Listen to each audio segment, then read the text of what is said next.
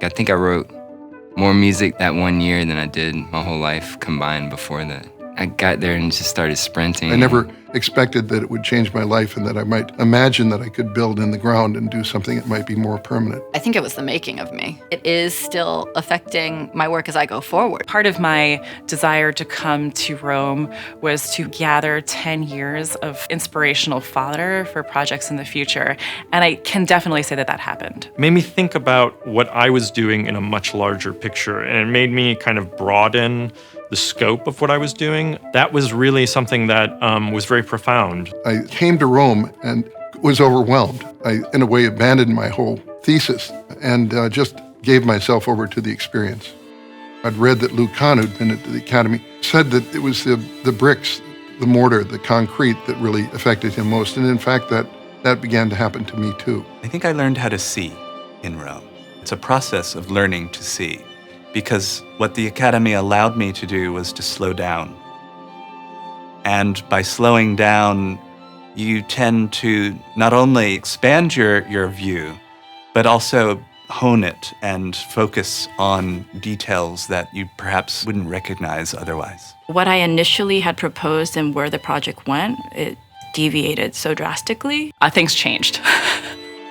I didn't want to replicate the same thing that I was doing in New York. I wanted to experiment with something different. One afternoon, we went to the Tempietto del Bramante, and we thought to ourselves, let's make something at the Tempietto. I'm very grateful to the administration. We were able to get access to the space. We would not have ever been able to do this project otherwise. I was really shaped by having this intimacy with the buildings I study. And so one of the extraordinary things at the American Academy is that they provide access to things that are almost impossible to access. Gaining the time to do the research on site is so essential. I'm still going through notes that I took in Rome. It gives a new insight when I teach my students.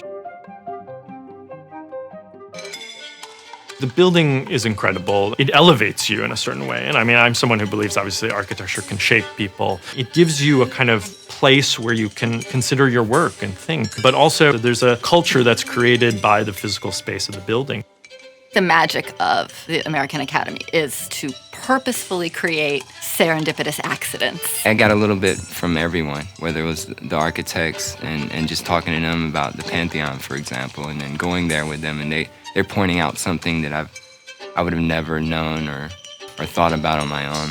That inspired one of my orchestra pieces there. I wrote a steel pan concerto. I was so inspired by the Pantheon that I based all the architecture of my work on the building. Having all these experiences just really contributed to my work and creativity in ways I've never experienced before. People who are in academia, usually surrounded by primarily academics, you're still in a fairly closed world. And the American Academy just blows that whole world apart. It shows you the breadth of visual culture, historical disciplines, that all of these things are together. And it also exposes you to people who are at different points in their career. Senior scholars, the residents are all amazingly gifted in their own fields. Extremely famous people you would never have a chance to have lunch with. And not even on an average day, but extraordinary day, that you can have intimate conversations with great artists, great architects, great scholars. To have that type of experience is just amazing. It's not just the book that I was able to write because of the research that I did as a fellow, but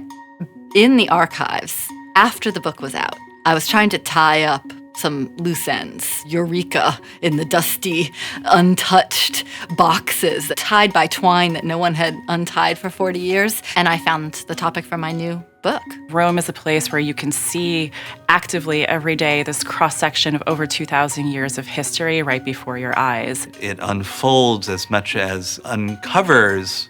We could think of it as a metaphor for ourselves. Come back to New York, I brought Rome with me, and I began to assimilate that as projects came forward. I think I'm still seeing and feeling the effects of Rome. I still keep in touch with a lot of my colleagues. I actually even collaborate with them now. Very big supporters of each other's practices and careers, and everybody's done incredibly well. In each university classroom, in every concert hall, in every museum, in every bookstore, library, we see the work that's been produced given the time that these artists and scholars have had at the Academy. It was the Academy that gave me the moment to step back and to see the world a different way.